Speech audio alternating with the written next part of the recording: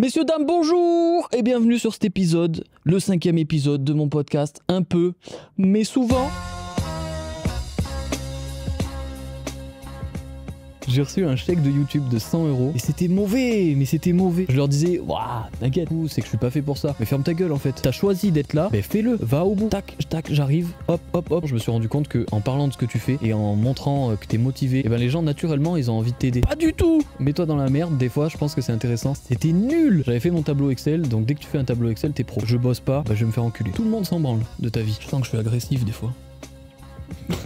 Aujourd'hui, c'est un épisode un peu hybride qui peut être soit écouté, soit regardé. Et oui, si tu regardes ça en vidéo, tu verras, je t'afficherai des petits extraits vidéo dont je parle pour que tu puisses mieux visualiser. Mais tu peux aussi évidemment l'écouter en format classique, podcast, juste avec tes petits écouteurs, il n'y a pas de souci, tu comprendras tout aussi bien. Comme prévu, on va parler de mon parcours de vidéaste et pour l'occasion, t'as vu, j'ai changé de décor, je vous mets dans l'ambiance, j'ai loué un petit ciné. Clément, est-ce que tu me ferais un petit juste des zooms là pour montrer qu'on se fout pas de leur gueule? Hein? Oh, je me fous pas de votre gueule là. Ça, hein? Bon, quand même, incroyable ça. Merci assistant. Donc le thème sera toujours et encore évidemment autour du sport, de la psychologie, de la masculinité, de la compétition, de la nutrition, de la testo, bref, tout ce qui a des couilles. Et on terminera évidemment sur un petit conseil de vie que tu peux appliquer un peu, mais souvent, pour améliorer ta vie d'une manière ou d'une autre. Voilà, l'intro est terminée, je te laisse t'installer tranquillement, petit fauteuil, petit Perrier tranche, petit barbecue. Mets-toi à l'aise, il n'y a pas de souci. Pour commencer ce podcast, je voulais vous faire un petit récap de mon parcours scolaire, parce qu'en fait, je trouve que c'est important de montrer que c'est possible de faire plein de choses différentes et qu'en fait, il y a toujours des passerelles plus ou moins entre tous les milieux. Je vais vous expliquer, parce que en gros, moi j'ai fait un bac STMG, mais avant ce bac STMG, je suis passé par un bac pro en menuiserie, je suis passé par une seconde générale, du coup j'ai fait ma seconde générale, ma seconde menuiserie, enfin c'était un peu le bordel.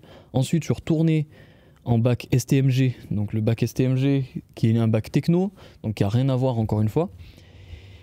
J'ai eu ce bac et a priori, après un bac STMG, on n'est pas censé pouvoir faire des études scientifiques, enfin en tout cas c'est ce qu'ils nous disent.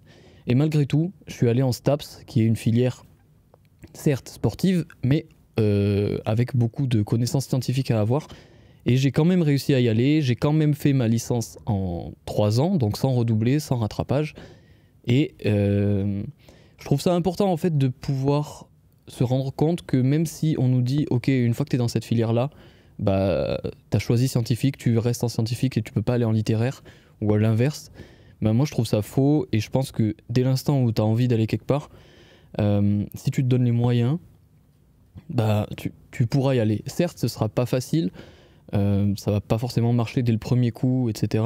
Mais c'est possible, et je pense en être un petit peu l'exemple, parce que bah voilà, j'ai fait menuiserie, STMG, donc de la compta, etc. Ensuite, je suis parti en STAPS, et au final, qu'est-ce que je fais? Je me retrouve à faire des vidéos dans un cinéma. Voilà. Donc ça a un peu rien à voir, mais malgré tout, j'ai réussi à faire ça parce que j'en avais envie, et voilà, j'aimerais vraiment que tout le monde comprenne ça et tout le monde se rende compte de ça en fait. Parce que moi ça me peine de voir que parfois certaines personnes se sentent bloquées dans un environnement ou dans un univers qu'elles ont choisi il y a peut-être quelques années et qui au final leur correspond plus du tout maintenant. Mais voilà, vu qu'elles ont pris cette voie-là, elles restent dans cette voie, et je trouve que c'est dommage parce qu'on n'a qu'une vie. Les voix, on peut se les créer.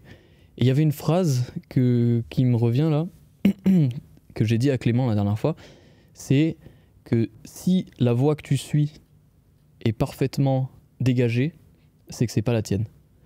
Et je trouve que c'est très parlant, dans le sens où si tu sais exactement où tu vas être demain, où tu vas être dans 5 ans, où tu vas être dans 15 ans, bah c'est que c'est juste une voie qu'en fait on t'a soufflé et que tu suis comme ça un peu inconsciemment, sans vraiment vouloir être acteur de ta vie, tu vois.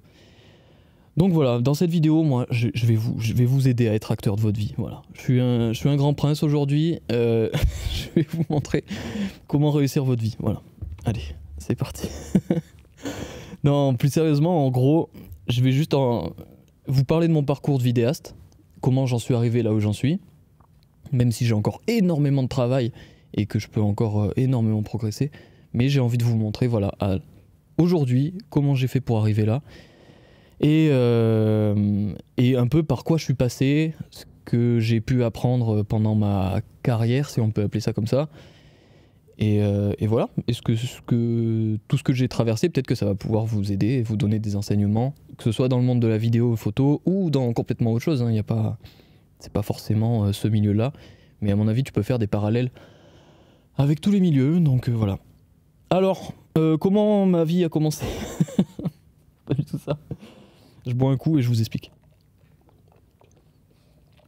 Ou je t'explique. Je sais pas si je te tutoie. Hein, on se connaît bien. On se connaît bien. Allez, je te tutoie. C'est parti.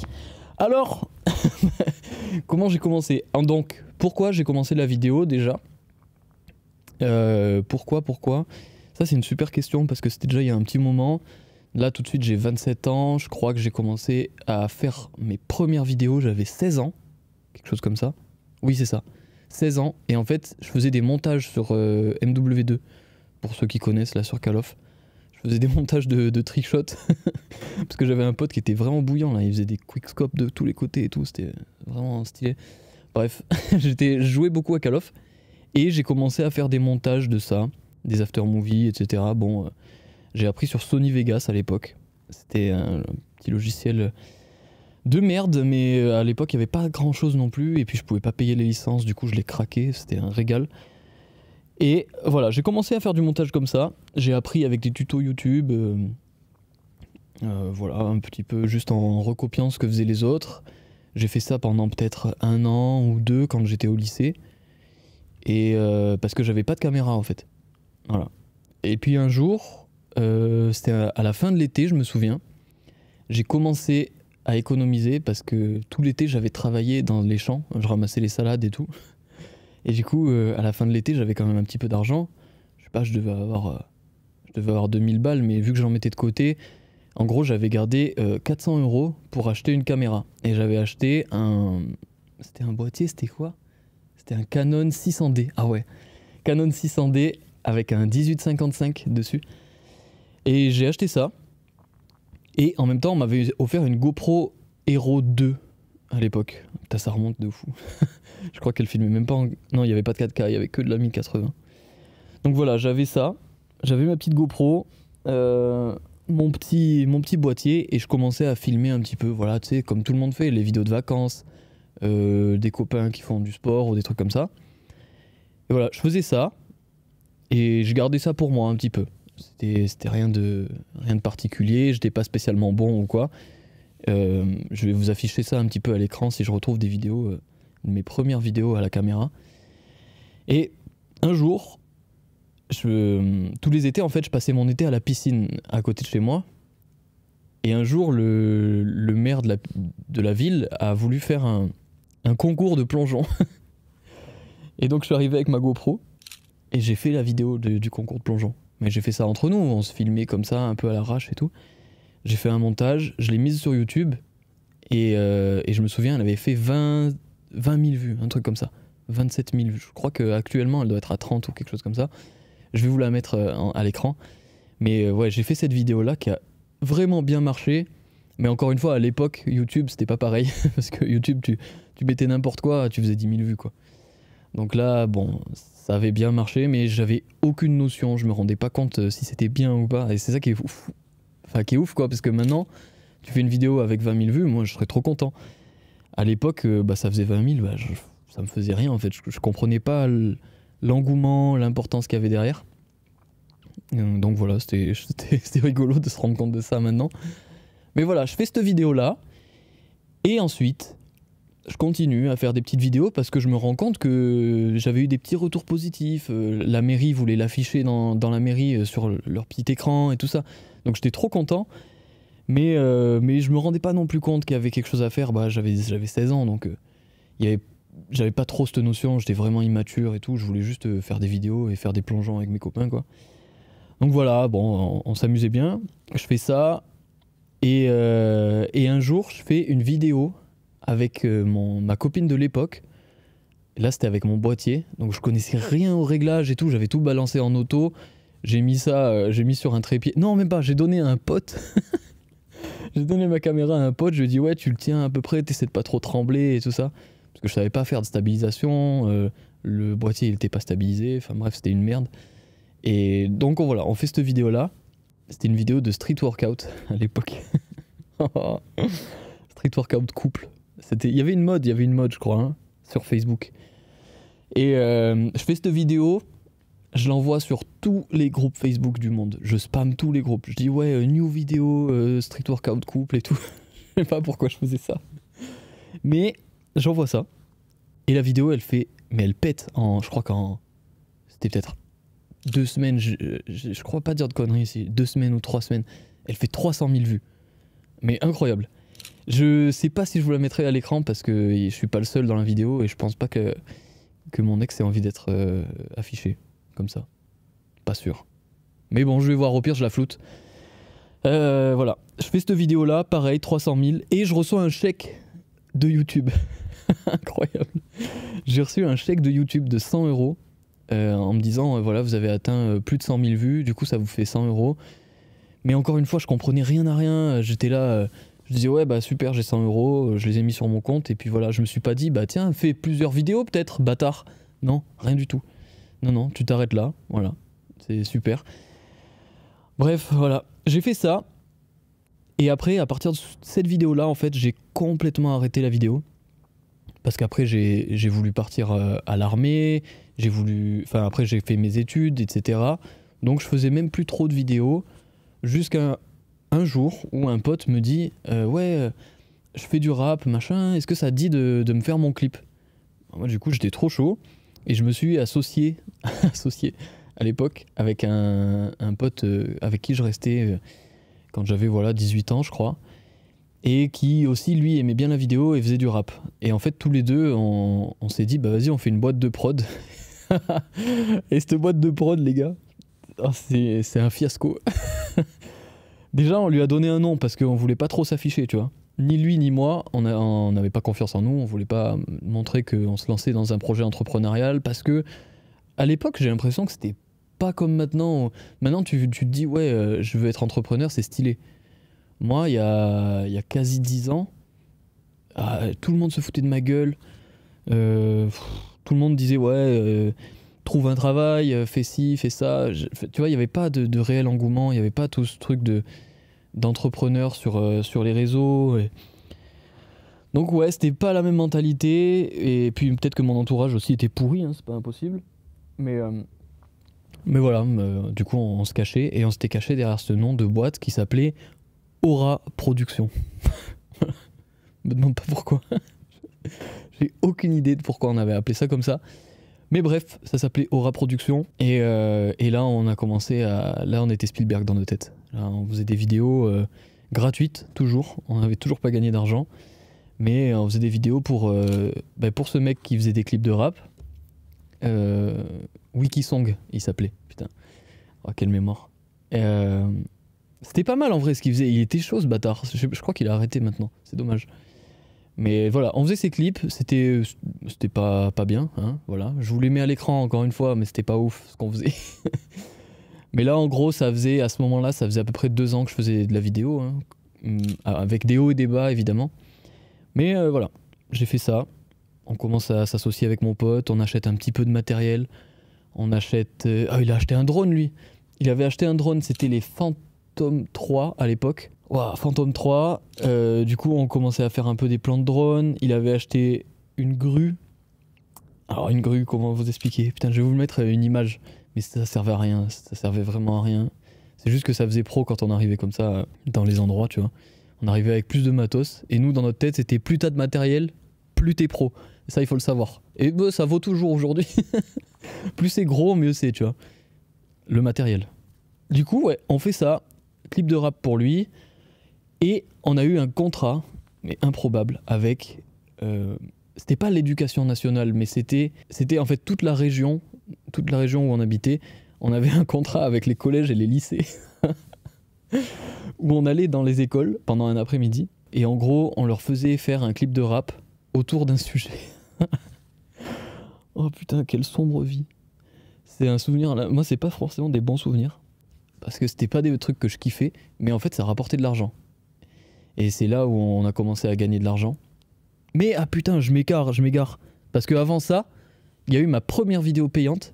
Et ma première vidéo payante, c'était une vidéo pour une location de paddle. En gros, on devait lui faire une vidéo où on montrait un petit peu son stand, voilà, des paddles sur l'eau et tout. Ça m'avait pris la journée de tournage et j'avais gagné 50 €. Montage compris. Tout compris. Voilà. Donc, mais sur le moment, j'étais refait, moi. Parce qu'il y avait 50 € pour moi et 50 € pour mon collègue avec qui on était associé.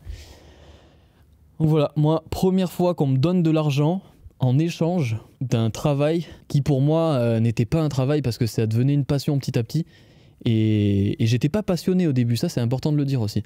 J'étais pas du tout passionné, je faisais ça parce que ça me plaisait, mais j'étais pas là à toujours regarder des vidéos de comment améliorer comment régler ta caméra, etc. J'en avais rien à foutre. Juste, moi, je voulais faire des vidéos, je voulais créer quelque chose. Et parce que ce qui m'animait au fond de moi, c'était juste créer. Peu importe la manière, ça aurait été de la musique, ça aurait été du dessin ou n'importe. Bah, c'était la même chose en fait. Mais là, il se trouve que ça a été la vidéo. Et là, un jour, on m'a payé pour que je fasse de la vidéo. Et j'ai trouvé ça incroyable. Je me souviens, je l'ai dit à mon père le soir. Il n'avait rien à foutre. Il m'a dit ah, 50 balles pour la journée, c'est pas rentable ton truc. Yes, bah nickel, merci. Tu vois, moi je me rendais pas compte, mais il a raison hein, après tout. Hein, mais sur le moment, pour moi, juste j'avais eu un billet en échange d'un truc qui m'avait pas coûté, donc pour moi j'avais gagné de l'argent. Mais bref, ça me fait rire maintenant d'y penser. Et donc voilà, je fais cette vidéo là, et ensuite on part sur voilà, le contrat un petit peu à l'année qu'on avait eu avec ces écoles, ces lycées, ces collèges, qui, voilà, ils nous faisaient venir en tant qu'intervenants et on faisait une presta avec les gamins, on leur faisait écrire un son en général c'était sur un thème.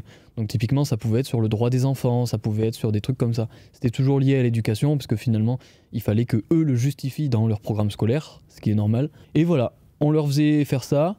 Mon associé... putain, mon associé, gros.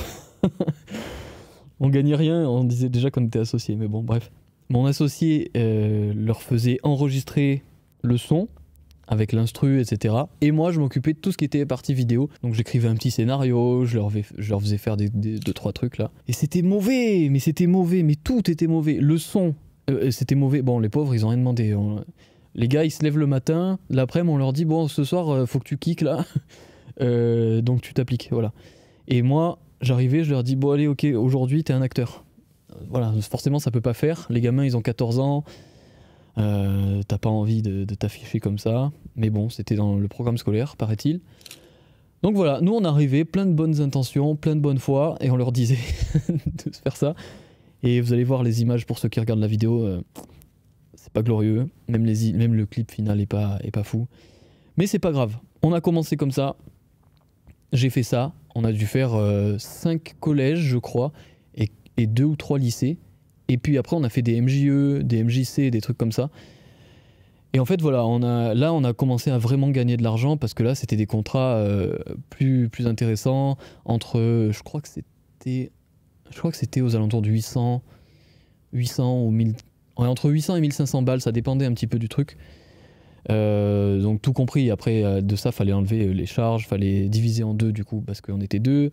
Bon au final je gagnais que dalle, mais quand même là il y avait vraiment, voilà, il y avait quand même une vraie presta, il y avait des moyens, etc. Donc nous on commençait vraiment à être content et à se sentir un peu pro, mais je faisais quand même ça encore en tant que passe-temps. Moi je voyais vraiment pas ça comme du pro, c'était juste je fais mes études, parce que là à cette époque là j'étais déjà en STAPS. Donc je fais mes études et à côté, de temps en temps, on m'appelle, on me dit « Ouais, tu peux venir là », je viens, je gagne un peu d'argent, je m'en vais. Et après, je m'occupe pas d'essayer de rechercher des contrats, etc. Donc voilà, là c'était vraiment du passe-temps. pas très pro, même pas pro du tout, mais on commençait à gagner de l'argent, c'était intéressant. Ensuite, on a continué à faire un petit peu des clips de rap, etc. Toujours pareil, très peu payé, mais là du coup ça devenait un ami, donc ça me dérangeait moins. C'était plus pour l'aspect créatif, je pouvais me permettre de tenter des choses, etc. C'était très... Là pour le coup c'était intéressant, il y avait plus de créativité. Et là on arrive petit à petit à ma fin de première année de licence en STAPS, où bah, il y avait un loyer à payer, il y avait de la bouffe à payer. Et j'avais pas la chance d'avoir mes parents qui étaient là derrière pour financer tout ça.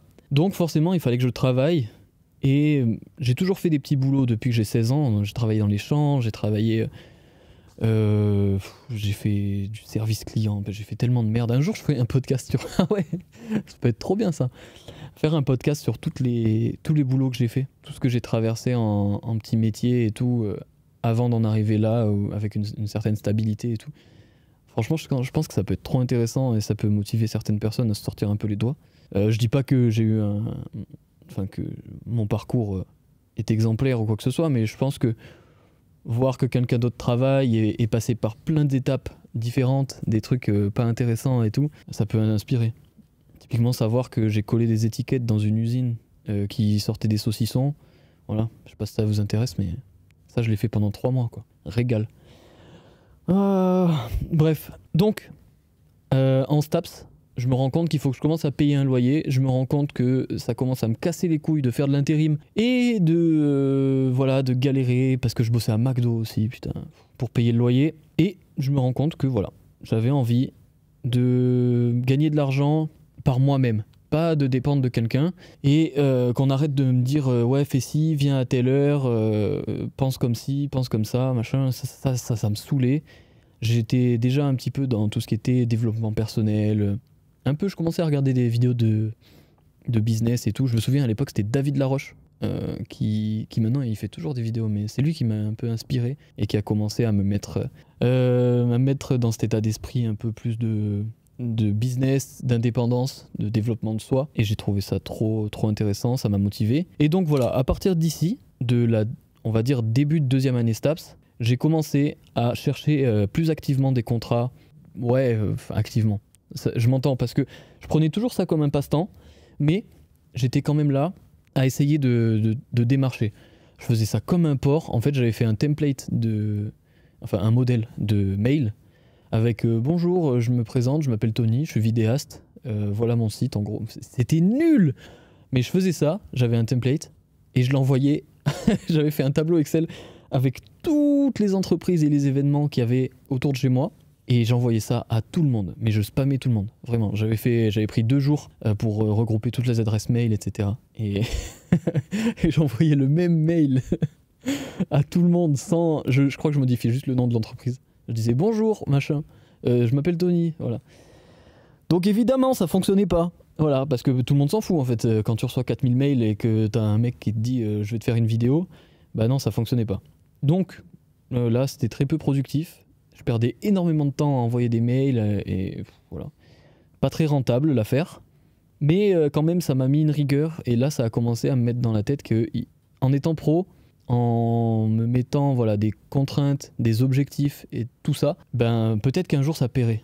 Enfin, pour moi, là, à cette époque, c'était vraiment un rêve de me dire ok, un jour je vais démarcher quelqu'un et il va me rappeler en me disant ton travail m'intéresse, j'ai envie de travailler avec toi. C'était vraiment le rêve à cette époque-là et j'avais pas de niche particulière, donc je démarchais vraiment très très très large.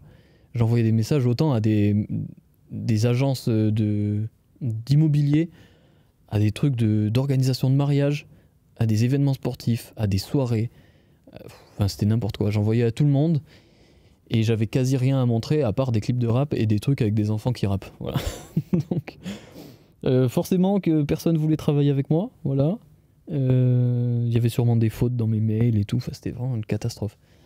Mais, comme je t'ai dit, c'était le début d'une grande avancée, parce que pour moi, je devenais pro en fait. J'avais fait mon tableau Excel, donc dès que tu fais un tableau Excel, t'es pro. Ça, faut le savoir, c'est important. Si t'as Excel, professionnel, voilà. Si t'as pas Excel, t'es pas pro. Starbucks aussi, c'est pro. Donc voilà. Premier contrat, un jour. C'était... Oh ouais, je me souviens. Un jour, c'était une organisation d'événements de triathlon qui m'appelle et qui me dit j'ai adoré ton mail, vraiment, on a senti la sincérité et tout ça, du coup j'ai envie de travailler avec toi et j'aimerais que tu me dises un petit peu comment tu vois les choses parce que je vois que tu as de l'expérience et tout. Pas du tout, j'avais pas d'expérience, c'était ma première vidéo, j'étais un gros mytho parce que dans le mail j'avais dit que j'avais déjà travaillé avec plein d'entreprises, que j'avais déjà fait plein d'événements et j'avais pris des vidéos d'autres vidéastes et dans le mail je mettais le lien vers ces vidéos-là. Mais j'étais un escroc, putain. Vraiment un escroc. Je faisais gaffe que la vidéo soit pas signée et je disais voilà, ça c'est ma vidéo. Elle est pas signée parce que j'ai vendu les droits au propriétaire. Bon bref. Bon, il faut faire voilà. Des fois, il faut être créatif. Et bref, au final, ils me rappellent et ils me disent voilà, on veut travailler avec toi, cet événement de triathlon là. Et du coup, en fait, ça aboutit sur un contrat aux alentours de 1500 ou 1800 euros, si je me souviens bien. C'était en Savoie. Et là, j'ai compris en fait que le bouche à oreille allait fonctionner beaucoup plus que les mails. Donc, j'ai tout misé sur le social. J'ai tout misé sur le social. Et en fait, juste en discutant avec les gens, je me suis rendu compte qu'en parlant de ce que tu fais et en montrant que tu es motivé et que tu as envie de te développer, et ben les gens, naturellement, ils ont envie de t'aider. Et peut-être qu'en discutant avec une personne, tu vas lui dire « Ouais, moi, je fais de la vidéo. Est-ce que tu connais pas quelqu'un ?» Il ne faut pas avoir peur de poser la question, de dire « Est-ce que tu connais quelqu'un qui pourrait être intéressé par ma vidéo, par mes photos ?» Et cette personne, naturellement, elle va vouloir se sentir utile, tu vois, elle va vouloir aider et peut-être te donner un conseil, te donner un contact, etc. Et à partir de là, dès l'instant où j'ai compris ça, eh ben, j'ai commencé à avoir plus de contrats. Parce que justement, cet organisateur d'événements, je lui ai dit que j'avais envie de me développer en Savoie et d'avoir plus de contrats. Et lui, il avait des contacts. Donc il a parlé de moi à telle personne, à telle personne, à telle personne. Et à partir de là, j'ai commencé à avoir des contacts dans le monde du triathlon. Et ça, c'était sur ma seconde année de licence STAPS. Voilà. Donc là, je commence à gagner un petit peu d'argent, mais très peu, juste de quoi payer mon loyer. Et ça me permet d'arrêter de travailler à McDo. Et ça, c'est intéressant parce que je me rends compte que je peux devenir un petit peu professionnel. Je peux devenir un peu indépendant. Voilà. C'est dur à la fin du mois. Je devais gagner en moyenne dans l'année peut-être 800 euros par mois, mais même pas. Mais sur ces 800 euros, ça me permettait d'être libre. Et ça me permettait d'être indépendant. Et ça, c'était magnifique. Donc voilà, l'année continue. Je fais quelques vidéos que je vous affiche à l'écran. Ça, c'est toutes les vidéos que je fais. Pendant cette année-là, j'ai ma licence, j'ai ma deuxième année STAPS. J'arrive en troisième année à Montpellier, excuse-moi. J'arrive à troisième année à Montpellier. Et là, je fais un peu, pas une déprime, mais enfin si, j'étais pas bien pendant cette année-là. Et donc j'arrête la vidéo. Et je fais vraiment le minimum syndical à l'école. Parce que ça me plaisait pas, j'étais pas bien. Juste voilà, je valide les semestres et puis je fais pas plus. Mais quand même, on avait un stage à faire. En troisième année, il y avait un stage à faire. Et ce stage, moi j'étais entrepreneur, j'avais déjà ma micro-entreprise. Donc, je pouvais le faire dans ma micro-entreprise. Mais pour ça, il fallait que je m'inscrive à un organisme qui s'appelait Pépite. Je sais plus ce que ça voulait dire. Bref, c'était un acronyme qui poussait les jeunes étudiants à se lancer en tant qu'entrepreneur. Et donc, je fais ça. Et ça me permet de faire mon stage de dernière année dans mon entreprise et en même temps de faire un double diplôme qui s'appelait étudiant entrepreneur. Ma foi, je fais ça, en fait il n'y avait pas grand chose à faire, juste fallait que je justifie que je cherche des contrats, voilà, c'est tout, et que je fais des vidéos de temps en temps, et voilà, et une fois que tu as fait ça, bah, tu as ton diplôme. Donc j'ai un super diplôme étudiant entrepreneur, voilà, il sert à rien mais il est là, et surtout il m'a permis pendant la troisième année STAPS de valider mon stage. Mais pendant ce temps, j'étais pas du tout actif. Je faisais pas de vidéos et c'est pour ça que je passe très vite sur cette année parce que J'ai vraiment eu une année d'inactivité, de non-productivité en termes de vidéos, parce que j'étais pas bien et je savais pas où je voulais aller. On arrive à la troisième et dernière année, troisième et dernier diplôme, pardon, et examen. Je passe mes examens, je les valide, je valide ma licence. Et à l'issue de cette licence, je me dis, ok, super, t'as une licence, donc t'es coach sportif, mais t'as pas envie de faire du coaching. Génial déjà.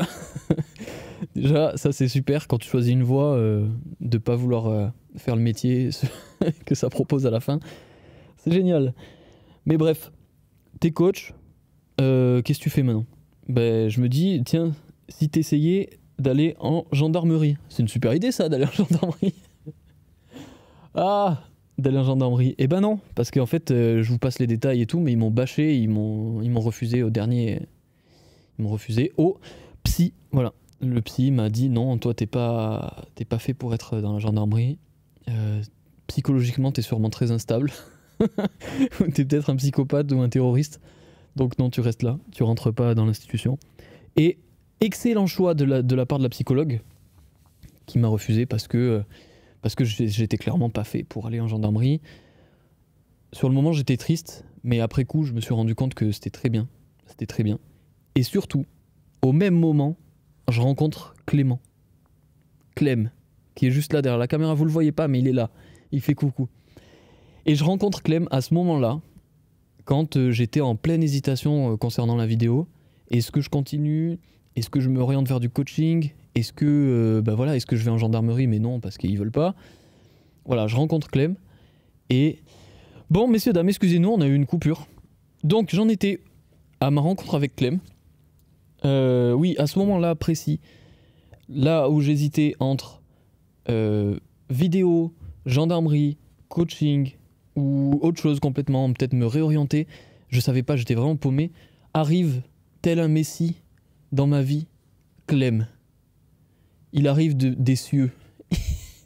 Il descend depuis les cieux et me dit, Tony, est-ce que tu veux venir me filmer sur une vidéo YouTube? Voilà. Donc je dis oui. Et en fait, on s'est rencontrés par ami interposé. En gros, c'est le pote d'un pote. Et on s'est rencontrés comme ça.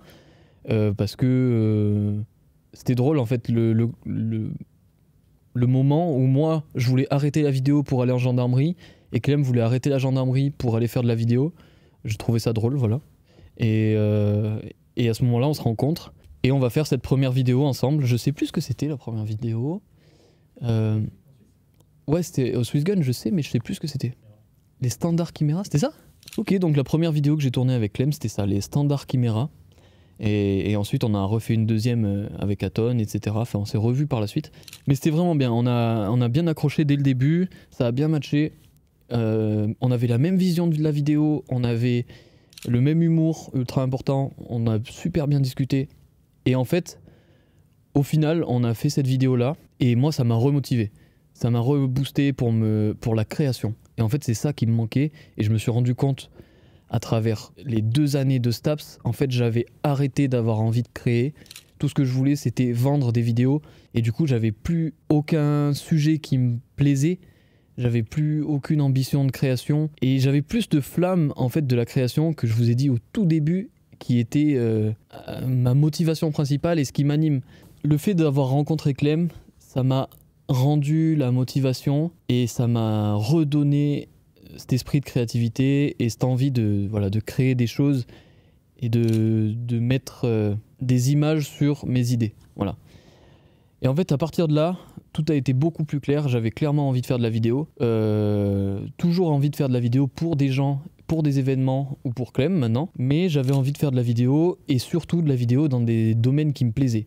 Donc c'est à partir de ce moment-là où j'ai commencé à me spécialiser, on va dire, même si j'étais encore ultra vaste, parce que jusqu'à maintenant je faisais tout, comme je te disais, j'ai fait des mariages, j'ai fait des vidéos de promo pour des événements sportifs, des after-movies pour des boîtes, des vidéos pour Clem, j'ai fait des vidéos de triathlon, de trail, et donc voilà, c'était très vaste, il n'y avait pas un domaine particulier ou quoi, et après coup je me rends compte que ça c'est une énorme erreur, parce que je fais une petite parenthèse, mais selon moi, si tu te lances dans la vidéo, dans la photo ou dans n'importe quel domaine, en fait, il faut te lancer déjà à fond, pas comme je l'ai fait, donc pas prendre ça juste pour un passe-temps, mais te lancer à fond, prendre ça directement professionnellement et vouloir te développer. Et aussi, il faut, selon moi, c'est une erreur que j'ai faite, même si je vais t'expliquer un petit peu ce que j'en pense, mais selon moi, il faut choisir une niche et foncer dans cette niche. Typiquement, j'ai commencé plus ou moins la vidéo en même temps qu'un pote qui est Justin Galland. Si tu passes par là, gros bisous Justin Galland. À chaque fois qu'on parle de toi dans une vidéo, je te fais un gros bisou, mais gros bisou. Ce mec, il a dit ok, moi je vais faire de la photo, de la vidéo, de trail. Et il a fait que du trail. Mais vraiment que ça. Et là, à l'heure qu'il est, c'est sûrement, si c'est pas le premier, pour moi c'est clairement le premier, mais si c'est pas le premier, en tout cas il est dans le top 5 des meilleurs vidéastes et photographes de trail en France, ça c'est sûr. Et il a tous les contrats avec toutes les marques de trail, il suit les plus grands sportifs, les plus grands athlètes de trail. Bref, il s'est vraiment fait un nom et il a cette niche du trail en fait, où il est expert là-dedans. Quand tu veux une vidéo de trail, tu sais que tu appelles Justin. Et voilà. Et clairement, je pense qu'il a eu la bonne stratégie de se focus uniquement sur un seul sport et d'aller à fond là-dedans. Parce que, inévitablement, tu développes les contacts qui sont toujours dans le même milieu. Donc le bouche à oreille va beaucoup plus vite. Tu développes ta créativité dans ce milieu. Donc tu connais le milieu par cœur. Tu sais comment le filmer, tu sais comment le photographier. Et tu sais comment faire les meilleures images, ce qui rend le mieux. Et puis, un contrat en amène un autre. Et puis quand un nouveau client qui te connaissait même pas avant arrive sur tes réseaux, direct, il sait que toi, tu es expert dans le trail. Et il se pose pas de questions, il voit pas une boîte de nuit d'un côté, un mariage de l'autre, du trail d'un côté, de la muscu ailleurs, tu vois. Vraiment, il sait où il va et le client te fera beaucoup plus confiance et se reconnaîtra plus dans tes créations. Donc je pense que, selon moi, c'est l'erreur que j'ai faite de ne pas m'imposer une niche et de ne pas m'imposer un domaine. Parce que moi, voilà, encore une fois, j'ai fait de tout. Ça peut avoir du bon. Pour moi, en tout cas, dans mon cas, ça a eu du bon parce que maintenant, je sais filmer un mariage, je sais photographier un mariage. Là, tu me mets sur un mariage, j'ai aucun stress. Tu me mets sur une course de trail, je sais comment ça s'organise, je sais comment ça se filme, je connais les angles, j'aurai pas de stress. Tu me mets sur un triathlon, pareil. Tu me mets sur des courses automobiles, pareil, j'ai fait. Tu me mets sur de la moto, j'ai filmé de la moto, il n'y a pas de souci. Tu me mets dans une boîte de nuit, il n'y a pas de souci, je connais. En muscu, pareil. Et en fait, voilà, je pense que j'ai développé pas une expertise dans un domaine particulier, et du coup qui m'aurait donné peut-être beaucoup plus de crédibilité, de contrats, et qui m'aurait amené beaucoup plus haut actuellement dans ma carrière, parce que j'aurais été connu dans ce domaine-là. Mais j'ai développé vraiment une polyvalence. Et encore une fois, je pense que ça va vraiment avec ma psychologie, ma mentalité, ma façon de voir les choses. Pour moi, la polyvalence dans le sport, c'est indispensable. Et il ne faut pas être expert dans un domaine, mais polyvalent et être bon partout, mais excellent nulle part. Et voilà, j'ai appliqué ça inconsciemment, tu vois, mais dans la vidéo, parce que j'étais bon partout, mais j'étais pas excellent dans un domaine. Ça peut être une erreur, ça peut être un point fort. On le voit un petit peu comme on veut. N'empêche que maintenant, je suis prêt à filmer n'importe quel domaine et je sais que je serai bon dans ce domaine-là parce que je sais le faire et j'aurai aucun stress. Je serai ultra adaptable. Ça se dit adaptable? Oui, je crois. Donc voilà. Je suis... Pardon? Flexible. Clément me souffle le mot flexible, je le prends. Je serai ultra flexible dans n'importe quel domaine. Je serai souple sur les pattes... Non, je le prends pas celui-là, souple sur les pattes arrière. Merci. Mais voilà.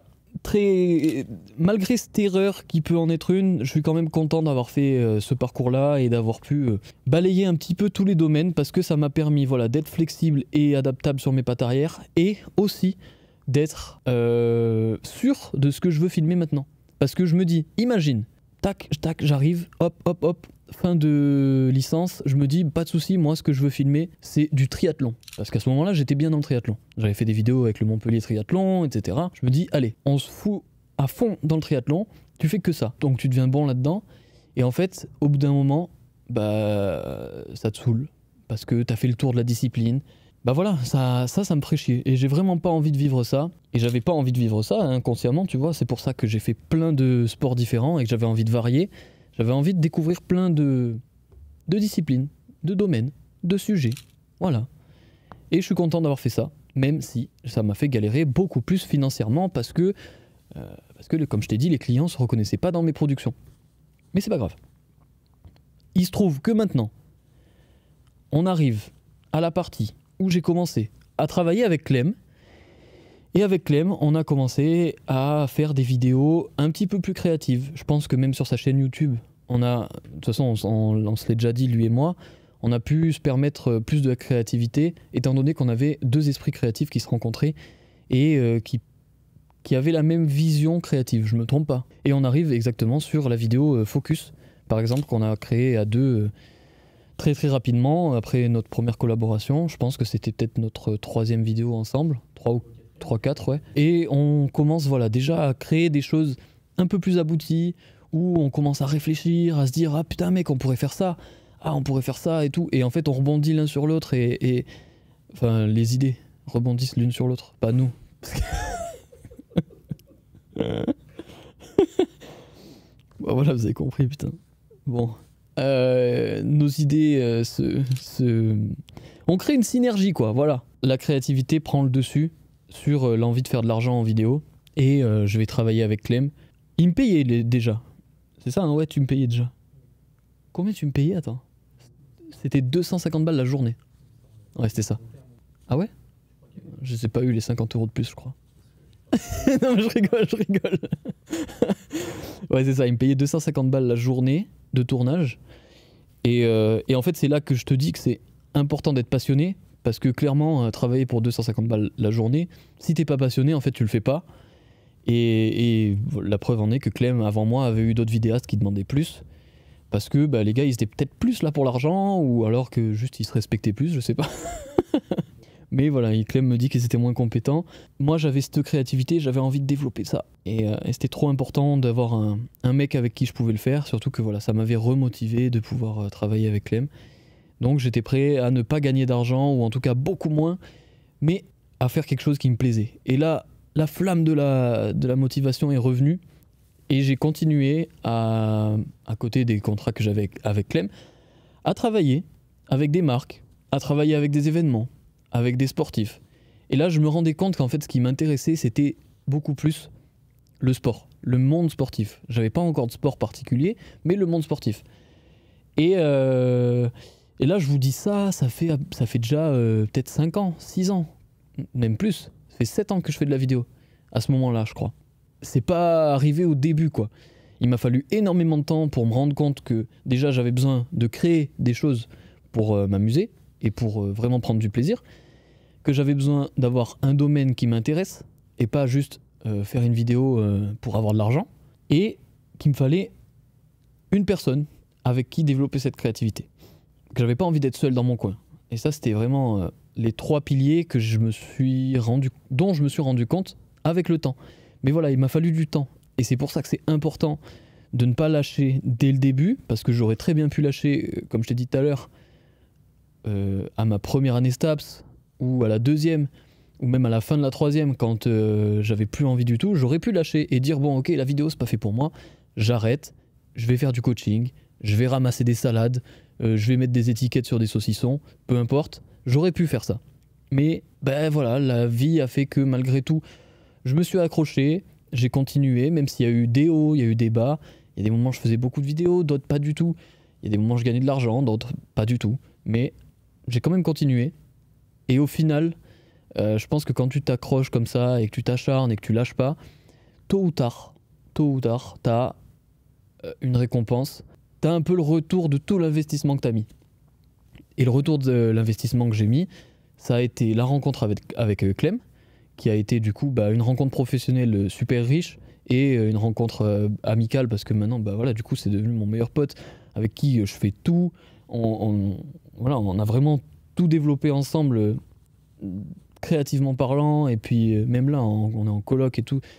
Enfin, on a tellement de projets qui sont nés de cette rencontre que juste ça, en fait, je pense que ça vaut vraiment les années un peu perdues, entre guillemets, ou en tout cas d'acharnement, tu vois, que j'ai pu donner en vidéo et que j'ai pas lâché, où j'ai continué à me battre pour peut-être essayer un jour de vivre de la vidéo, bah au final, voilà, j'ai été récompensé par cette rencontre et par maintenant les différents contrats que je peux avoir ou que j'ai pu avoir et la crédibilité que j'ai pu avoir, etc.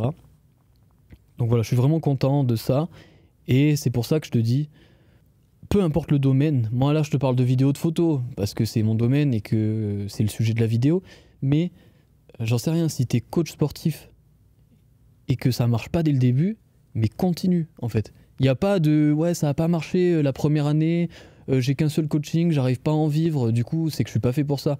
Mais ferme ta gueule en fait, c'est que t'es là, t'as choisi d'être là, t'as tout fait, t'as passé ton diplôme, t'es motivé pour faire ça, ben fais-le, va au bout, fais en sorte que ça marche. Fais en sorte de ne pas avoir de regrets. Parce que vraiment, à mon avis, le point commun entre tous ceux qui réussissent, même si moi je suis encore loin d'avoir réussi, mais juste là, selon moi, au moment où je vous parle, enfin où je te parle, je réussis dans le sens où je fais quelque chose qui me plaît. Et pour moi, ça déjà c'est réussir. Même si t'es pas millionnaire, même si tu peux galérer à la fin des mois ou quoi que ce soit financièrement, dès l'instant où tu fais quelque chose qui te plaît, tu t'épanouis, ça te permet plus ou moins d'en vivre, t'as réussi. Et c'est pour ça que je te dis, si t'es dans un domaine qui t'intéresse, t'as tout donné pour y arriver, et maintenant t'y es, mais tu vois que ça galère, que ça monte pas, que ça décolle pas, que ça marche un petit peu de temps en temps, que c'est dur, que des fois t'es pas motivé, mais fonce, continue, parce que justement, les gens qui réussissent, c'est juste ceux qui s'acharnent, ceux qui lâchent pas, là où les autres lâchent. Je pense qu'il n'y a pas pire comme regret que d'avoir abandonné quelque chose sans avoir tout donné. Si on te dit, j'en sais rien, imagine plus tard, t'as des enfants, t'es face à tes enfants, ils te disent ouais papa c'est quoi ton rêve? Et tu lui dis bah moi j'aurais aimé être coach sportif, mais j'ai pas pu, etc. Et au fond de toi, tu sais qu'en fait t'as pas pu juste parce que t'as pas tout donné et que t'as pas fait tous les efforts. À mon avis, devant tes enfants, c'est dur à justifier. Tu vas donner des petites excuses, tu vas te trouver des excuses, mais c'est le pire des trucs. Il faut être honnête avec soi-même et il faut vraiment tout faire pour réussir ton projet, tout faire pour aller au bout de tes rêves et vraiment pas avoir de regrets. Et c'est vraiment ça. Je pense que si tu échoues mais que tu as tout donné, tu n'auras pas de regrets. Alors que si tu échoues mais tu étais à 50%, tu vas t'en vouloir toute ta vie. Donc si tu as un objectif et un projet, moi je serais toi, j'abandonnerai pas mon pote. Clément, tu valides? Bah... Par là, mais qui est démissionné. Qui gagne quasi 3000 balles par mois. C'est vrai. Voilà, non mais voilà, typiquement, Clem, il a arrêté la gendarmerie. Là où il gagnait sa vie, il avait une stabilité, mais ça lui convenait pas.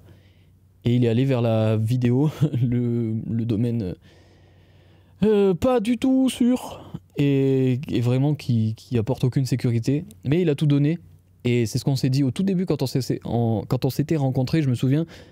Il m'avait dit, je m'en branle de pas dormir, je m'en branle d'investir de l'argent. Tout ce que je veux, moi, c'est juste que si ça marche, je sois fier de moi parce que j'ai tout donné. Et si ça fonctionne pas, je sois fier de moi parce que j'ai tout donné. Et à mon avis, c'est la meilleure des psychologies, la meilleure des mentalités, la meilleure des façons de voir l'objectif que tu peux te fixer. C'est juste donne tout, à fond, va au bout de ton projet. Et je suis persuadé que si tu n'abandonnes pas et que tu fais tout ce que tu peux, bah ça marchera. Il n'y a même pas de notion d'échec possible en fait. Ça marchera. Tu as des gens qui ont voulu tenter une entreprise, ils ont raté, ils ont retenté, ils ont re-raté, ils ont retenté. Et au final, ça a fonctionné. Et il y a plein d'exemples comme ça. Et voilà, je trouve ça important. Et à mon avis, que ce soit mon parcours ou celui de Clem, ça justifie bien ça. Même si on est encore à des années-lumière de la réussite qu'on veut. Et ben là, on commence à voir un peu les fruits de tout ce qu'on... des arbres qu'on a plantés. C'est bon? Voilà. Pourquoi je suis énervé? Je vais boire un coup avant. Je sens que je suis agressif des fois.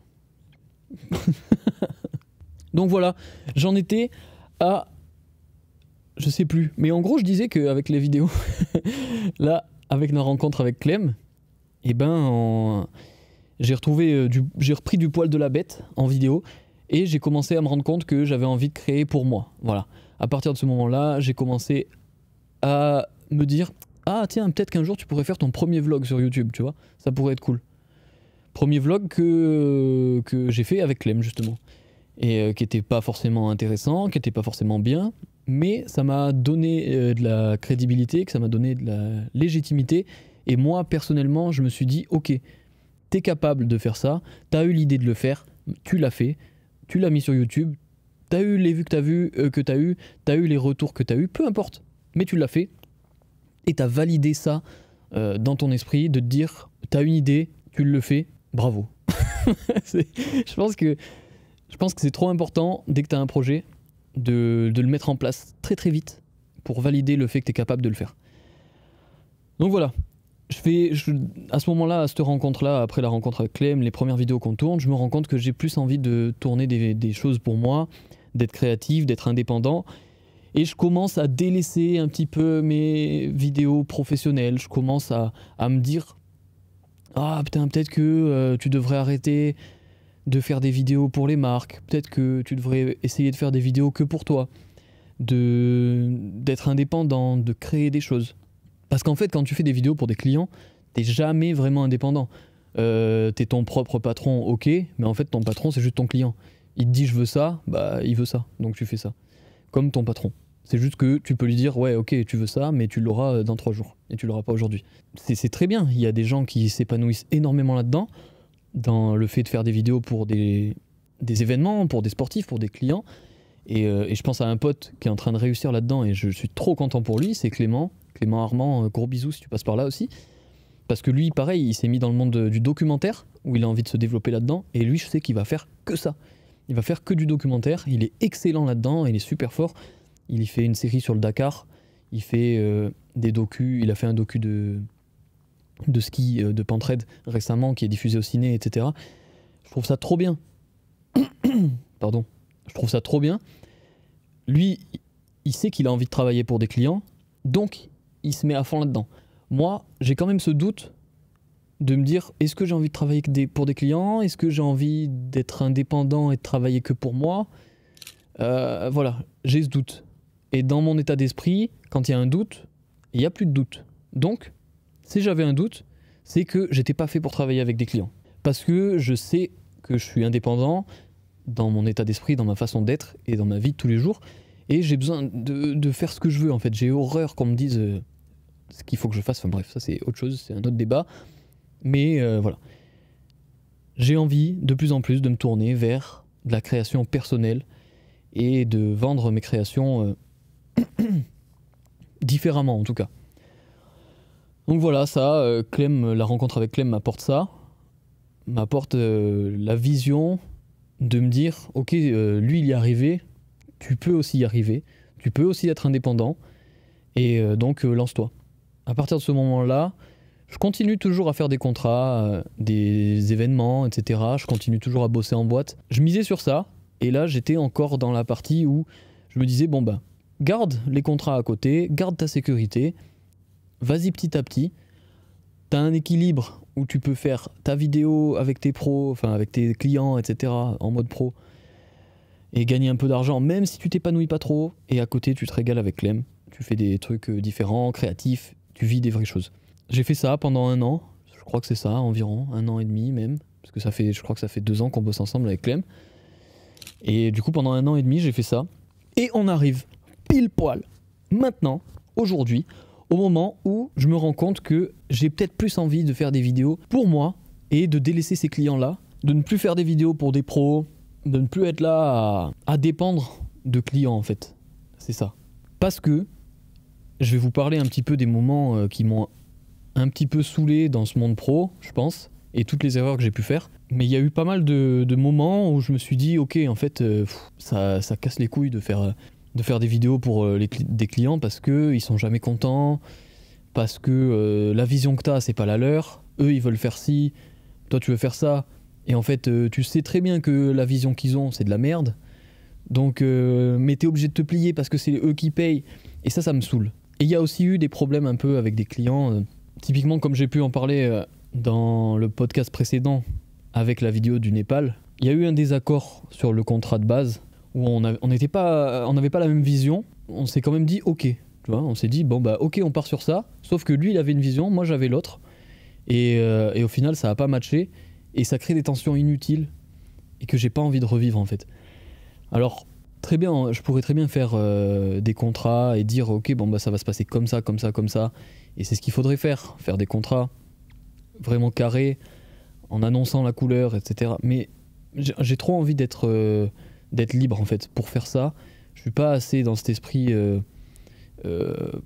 pro, enfin B2B quoi, de pro à pro.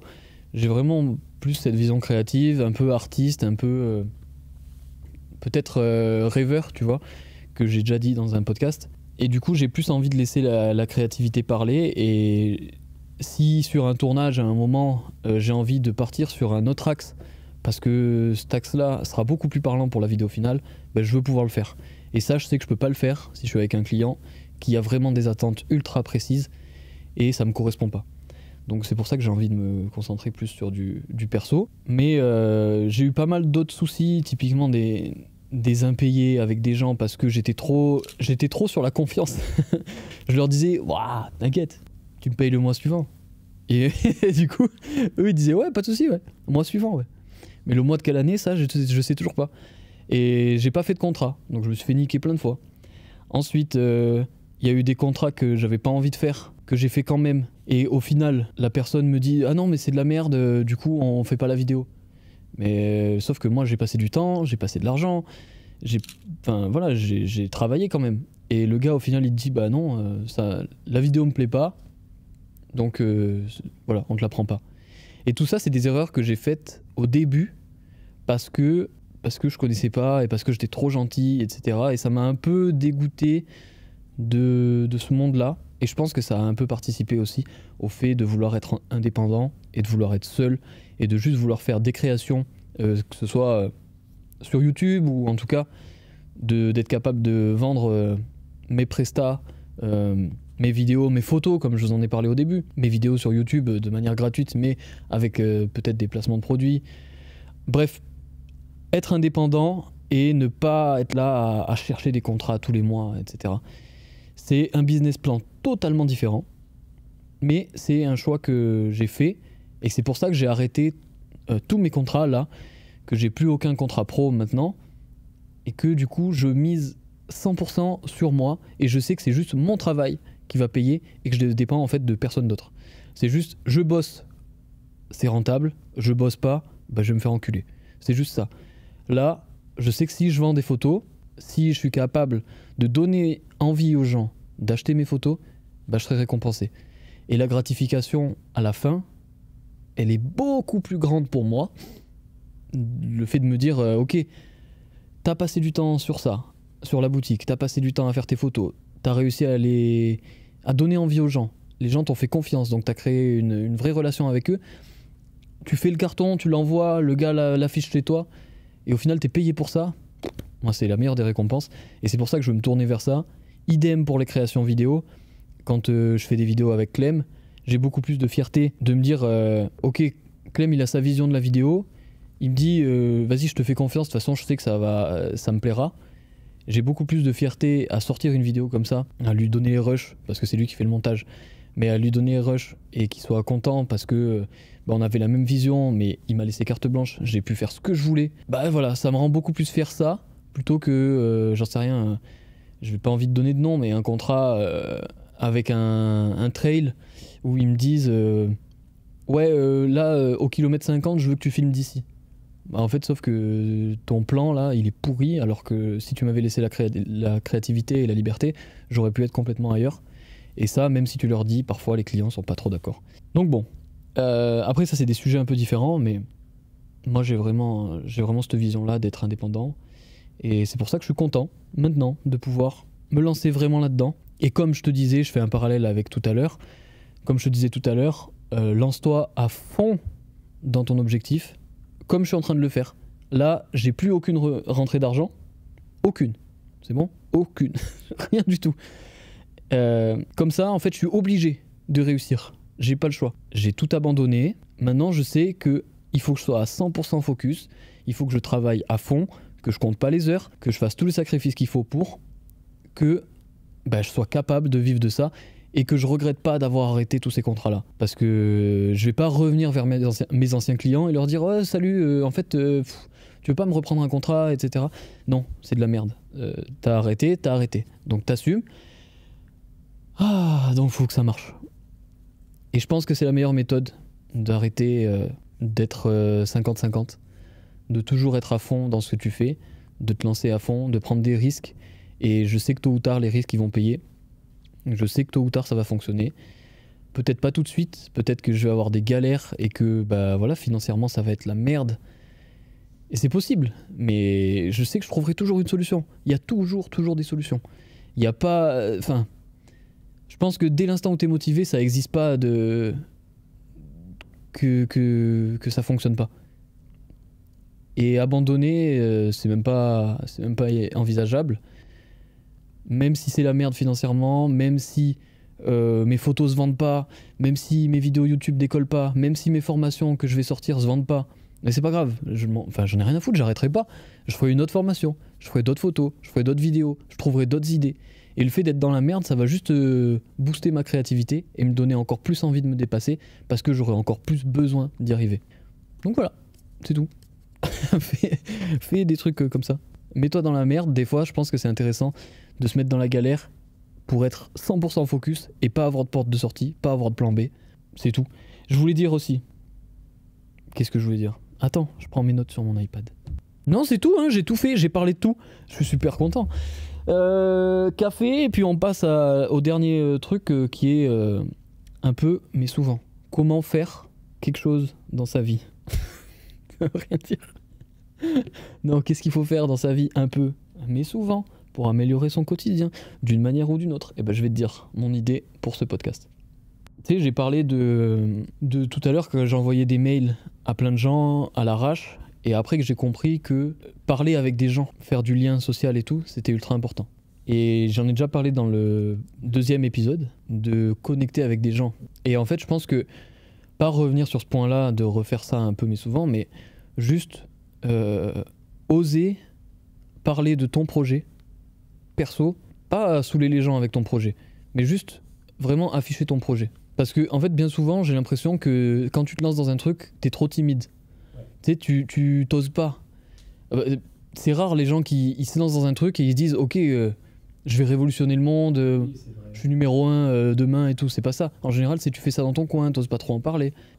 Quand je faisais mes premières vidéos, au tout début, j'étais anonyme et du coup, j'étais beaucoup plus fier de mes créations parce que juste je les diffusais sans honte. Et parce qu'il n'y avait pas mon image qui était liée. Et du coup, j'osais montrer mes créations. J'avais pas peur de sortir tout ce que je faisais et de les montrer aux gens. C'est vraiment le truc à faire. Du coup, là, le faire un peu, mais souvent. Être fier de ton travail et le montrer aux gens. Pas avoir peur et pas avoir envie de te cacher. Parce que, comme Clem le disait aussi tout à l'heure, quand je faisais mes vidéos, mes premières vidéos, et encore, franchement, encore récemment, ça m'arrivait encore là, il y a quelques mois, mec. Avant, quand je commençais les vlogs et tout, j'avais peur de montrer ma caméra. Je cachais ma caméra parce que je voulais pas qu'on me regarde un peu bizarrement. Ah, lui, il fait des vidéos et tout. Mais non, en fait, si les gens te regardent, c'est juste parce que... déjà, il y en a... Dans tous les gens qui te regardent, il y en a qui sont jaloux. Il y en a qui, juste, ils te regardent comme ça, sans se demander rien du tout. Et il y en a très, très peu qui en ont quelque chose à foutre de ta vie. Ça, il faut le savoir. Tout le monde s'en branle de ta vie. Ou alors s'ils s'en occupent à ce moment-là, dans 5 secondes ils ont oublié parce que ils ont d'autres choses à foutre et les gens pensent beaucoup plus à eux-mêmes qu'ils pensent aux autres. Ça, faut le savoir. Assume ce que tu fais, n'aie pas peur de montrer ton travail, n'aie pas peur d'en parler, peu importe ce que tu fais. Comme je disais tout à l'heure, que tu sois coach, que tu sois vidéaste, que tu sois photographe, que tu sois musicien, que tu écrives un livre, en fait n'importe quoi. Là j'ai dit que des domaines quasiment artistiques, mais j'en sais rien, t'es menuisier et tu fais des meubles, montre tes créations. Sois fier de ce que tu fais, parle-en un peu, mais souvent. aux gens. Raconte ce que tu fais, sois fier. Et en fait, le fait d'être fier de ce que tu fais et de montrer là où tu veux aller, tes ambitions, tes projets, ton envie pour le futur, et ben ça va motiver les gens, et les gens vont peut-être, déjà tu vas peut-être inspirer des gens, tu vas leur donner envie de faire comme toi et d'assumer et d'être aussi fier de leur travail, tu sais pas, et tu vas aussi peut-être les motiver à te suivre, les motiver à t'aider, à t'encourager, etc.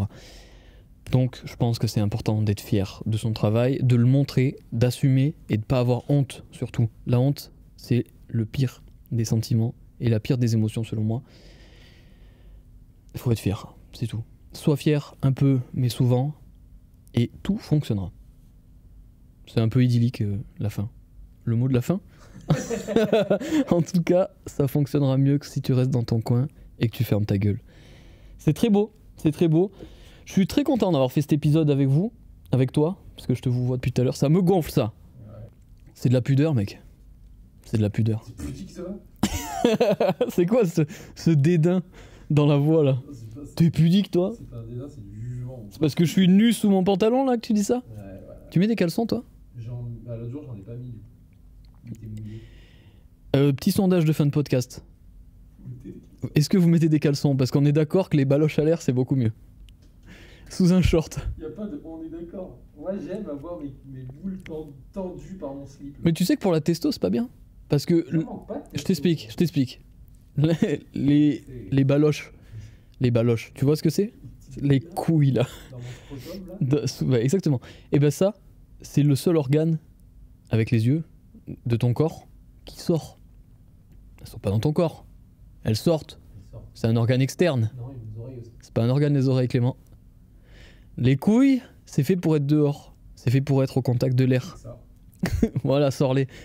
Et le fait de les mettre à l'air libre, tes couilles, eh ben, déjà, elles sont pas constamment à la chaleur. Et la chaleur, c'est pas bon pour la testo. Alors que si tu les laisses, tu vois là, à Clermont, tu te balades, place de Jaude, baloche à l'air, elles sont en contact de l'air. Ouais, elles sont en contact de l'air en garde à vue, mais ouais. En garde à vue peut-être, mais elles sont en contact de l'air. Et si tu marches et que tu les tapotes de temps en temps, ça les encourage à créer de la testostérone. Je vais applaudir alors avec mes couilles. Tu peux applaudir avec tes couilles. Donc les gars, un peu, mais souvent, ne mettez pas de caleçon. Et laissez vivre vos baloches. Et les filles, bah... Soyez des filles. Ouais, les filles, par contre, restez féminines, s'il vous plaît. Allez, fan podcast, j'espère que ça vous a plu. Clément, est-ce que tu peux me faire un dernier dézoom pour dire au revoir? Ah, tu peux venir t'asseoir hein, si tu veux. Oh! Oh! C'était comment ce petit podcast? J'ai rien écouté, j'étais en train de bosser sur ma prochaine vidéo. Le podcast est génial. Ah, Je suis sûr qu'ils ont aimé. ils ont aimé? On a beaucoup parlé de toi. C'est vrai, des fois T'étais j'entendais là-bas. mon petit nom. C'est vrai? Ouais, j'entendais. Incroyable. Non mais vous voyez, regarde, je suis fier de mon travail que j'effectue. Du coup je le dis, dès que j'arrive, boum, je suis là, une vidéo qui sort et tout, j'en parle. Qu'est-ce que tu vas sortir, toi? Une petite formation, Oh putain. un petit livret, Une formation? qui me permettra d'acheter cette salle de cinéma si tout se passe bien. Ah, mais ça, D'acheter le cinéma d'ailleurs. c'est vrai. Cinéma dans lequel on se retrouvera pour la diffusion du Run and Gun, sur lequel nous bosserons tous les deux. Exactement. Ça a l'air d'être acté, hein. Tout le monde veut venir à Clermont-Ferrand. Oh. Ah bon, je laisse les éclairages. Je te laisse le mot de la fin. On passe devant. Non, voilà, mot de la fin, c'est tout. C'était Clem. Tchuss. Oh, putain. Non, merci d'être resté jusqu'à la fin de ce podcast, ça fait plaisir. Merci encore à tous ceux qui prennent le temps de mettre un commentaire, un abonnement, un pouce bleu, des 5 étoiles sur Apple Podcast et Spotify. Ça fait vraiment plaisir d'avoir de plus en plus de soutien sur le podcast. Franchement, je suis trop content. Encore une fois, je fais ça que pour moi, mais le fait qu'il y ait de l'engouement derrière, des retours immenses, ça me fait trop plaisir. Et du coup, j'ai de plus en plus envie de m'investir et voilà, d'avoir des moments comme ça, des endroits un peu stylés, etc. Donc merci à tous. Encore une fois, rendez-vous sur ma boutique pour ceux qui veulent se procurer les photos. Ça me ferait plaisir de voir un petit peu mes photos affichées chez vous, dans votre salon, dans vos chiottes, pourquoi pas. Parce qu'un caca face au Mont Cervin, ça n'a pas de prix. Bisous.